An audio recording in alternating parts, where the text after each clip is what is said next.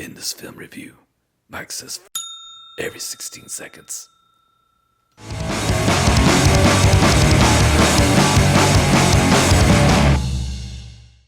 Today, we are talking about the Golden Globus Sylvester Stallone magnum opus masterpiece, Cobra. Society is breeding a new kind of criminal.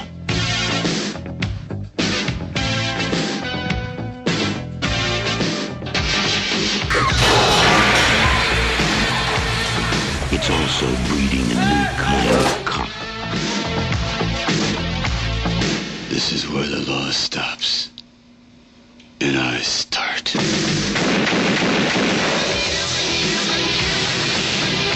Stallone is a cop called Cobra. 1986 or 7? 86. 86. And just know this. This is the film that Sly decided to make because he was going to do Beverly Hills Cop. But then he decided he was going to take it upon himself to rewrite that script and turn a comedy into an action film. And the studio got his draft of the script and was all like, no. And he's like, I'll show you. I'm going to go make Cobra. Well, you say that, but this thing grossed $160 million on a $25 million budget, so it's a f***ing success. It is. I don't care what you say. Hey, you know what? This movie is f***ing fun. This movie is f***ing fun from the word f***ing go. From the very beginning, from the bullshit f***ing statistics. In America, there's a burglary every 11 seconds. The f***ing the car.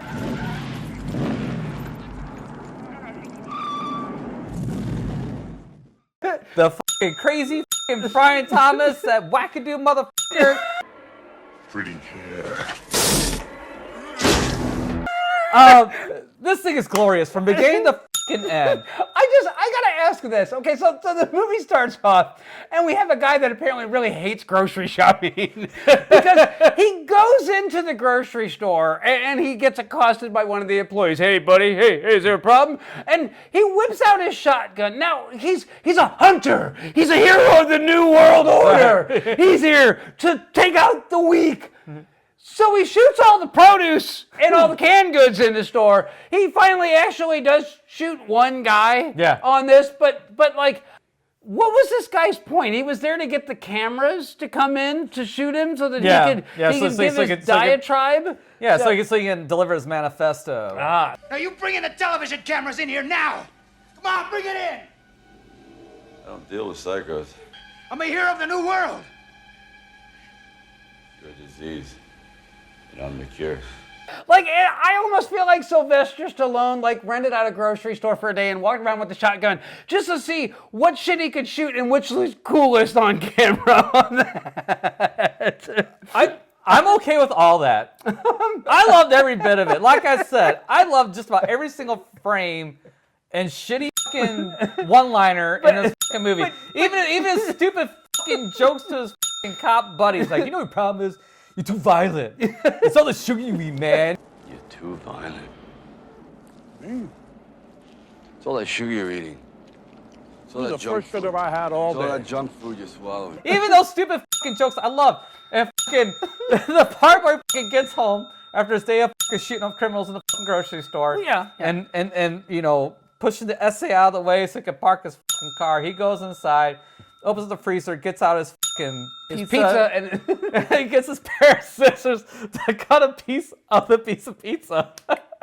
Cuts what? Like, and And then there's a funny thing. James from our James, Action Man James. Because I threw on our page, hey, I'm watching this piece of shit fucking film. He's like, he cuts pizza with scissors. Like, damn fucking right he does.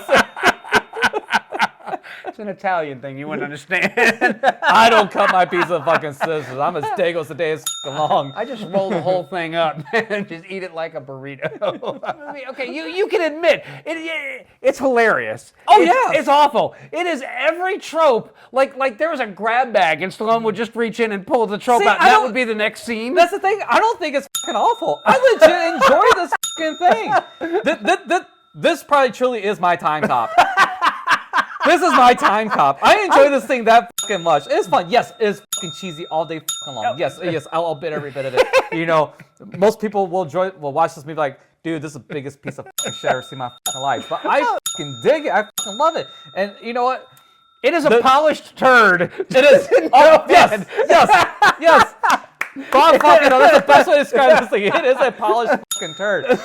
But you know what? Some of the scenes still hold up. Like those scenes with Brian Thompson, he's fucking menacing. He is still legit fucking scary.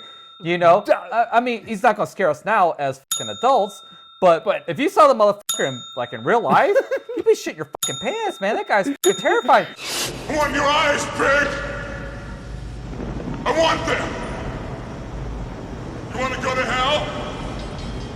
Huh, Pig? And this fucking cop bitch, buddy. Oh my god. That girl's terrifying fucking too. Holy shit. I'm like really sorry. Do you think there's like any damage? How could you possibly have hit me? Have you been drinking or something? Yes. I'm gonna say this: the weak link in this film. This is obviously a film that Sylvester Stallone wrote because he wanted to romance Bridget Nielsen. Because every scene between the two of them, it's so cringy. It is so painful to watch. And I think the only scene that's cringier than Sylvester Stallone's romantic, overture to Bridget is the scene where we have Angel of the City, which is a masterpiece. It is absolutely spectacular. The intercut of the modeling, shooting with the zombie squad out, I don't know, investigating like police are supposed to do. I love that. I love everything about it.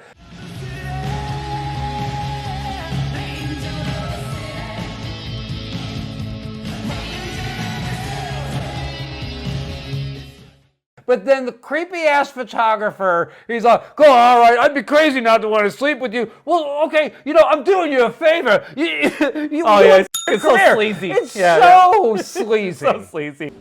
Look, I'd be sick not to want to sleep with you. Okay, then don't do it for me. Do it for your career. Did you hear something? The worst joke in this movie. And there is one joke that always stands out to me. It's painful. It absolutely, every time I see it, like I can feel my back tighten up. The cringe is so hard. is when they're in the restaurant and he grabs the giant ceramic hamburger, and it's like, I hope you ad-libbed that scene. Oh God, I'll throw the scene in right here. Your entree is ready. It's for a large family. It's like this big. Okay. Yo, what is up? Yeah, it's big enough to feed a whole family. How did I miss this? This is Sylvester Stallone's idea of humanizing Alice Cobretti, or Marion Cobretti, as a character, and this is as good as he could get. This is proof right here that Sylvester Stallone in the mid to late 80s, after Rocky III, he just quit trying. He was just phoning this shit in, screenplay wise. And this is because let's face it, he doesn't do much acting in this movie at all. He delivers lines very fucking monotone, very fucking robotic, like a fucking zombie. He's on the squad. Cobra, like Monty says, you're on the zombie squad. You're a specialist that does a job nobody wants, all right? The most emotion comes from your man, fucking Garrick. Yeah, well, actually, I have to say, Andrew Robinson, who, funnily enough, is in this movie as a police detective. Yes, Monty. But one of the first movies ever in was Dirty Harry, where he plays the Zodiac Killer. Don't pass out on me yet. No, not yet. Not yet. Don't pass out on me yet, you rotten oinker. Andrew Robinson brings a texture and a richness to a character, and he can go from playing Garrick on Deep Space Nine to playing Monty, the wormy detective guy. But he asked you money. Well, that's just too bad, isn't it? Come on, let's face it. He doesn't give a rat's ass for this girl. She's just another piece of live bait so King Cobretti here can cut a new notch. You've already caused a lot of people to die. How about letting her live? And the weirdest thing about this film to me is basically he goes to this small shithole foundry town, and he basically shoots up an entire gang full of people, and quote unquote saves the girl, and then he gets on a motorcycle and they play this super upbeat, happy, he's America's son, and it's like such a shitty song.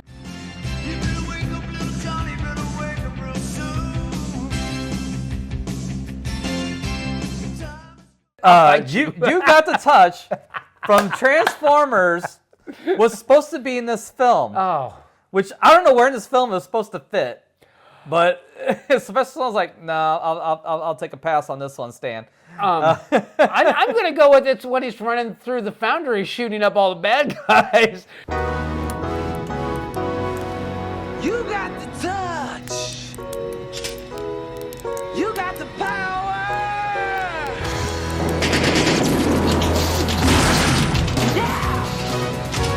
You got the right to remain silent. But the only thing of note in this film really is just the fact that the car that he drives, the Mercury, was actually his car. Oh, it was actually his vehicle. I'm assuming that wasn't his.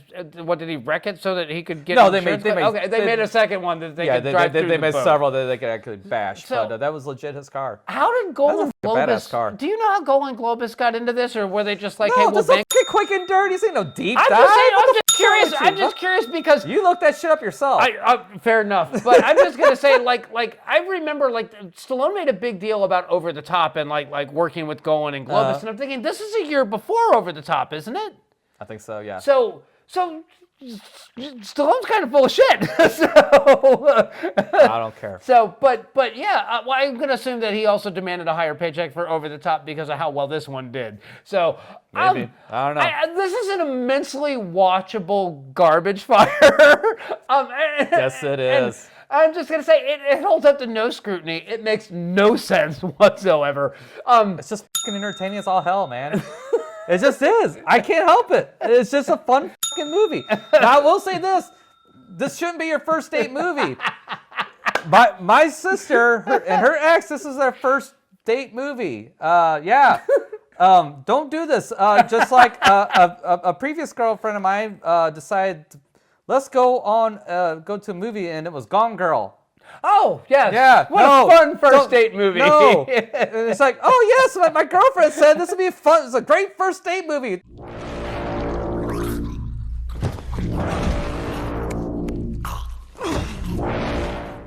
The f*** it is. Don't do this. Don't go to any movie where there's extreme amounts of violence in it for your first date movie, and then also don't do one where it's like some psychological drama, it's like Fatal Attraction or some shit like that. No, don't do it. Yeah, Fatal Attraction's out. The Accused is out. Basically, first date movies should be PG or.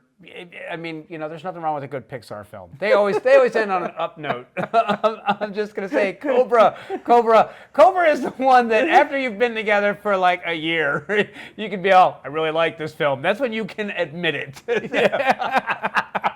So that's what I got. Obviously it's a recommend for fucking me. I fucking love this movie. It's a lot of fucking fun. I simultaneously love and hate this film. As a fan of garbage cinema, I have to admit this is a crown jewel. This is a pinnacle. But as a fan of cinema, this is fucking hot trash. So, use your best judgment on this one. Don't go in blind. Just know that none of it makes sense. It's all bullshit. It is all cops are superheroes bull. And Sylvester Stallone is the biggest hero of them all. But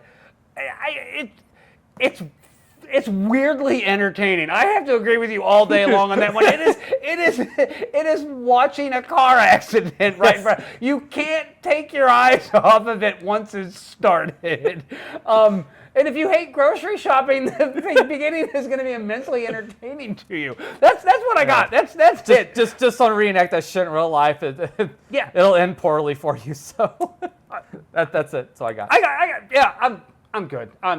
Just be careful where you get your tattoos from. We will catch see you guys next next time.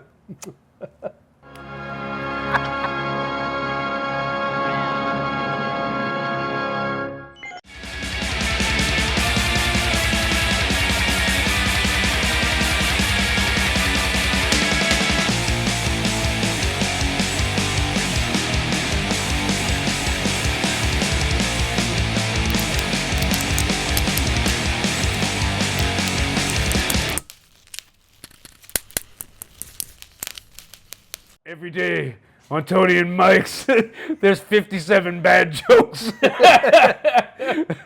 22 obscure film references. A giggle every 37 seconds. Shitty movies on a disease. This is the cure.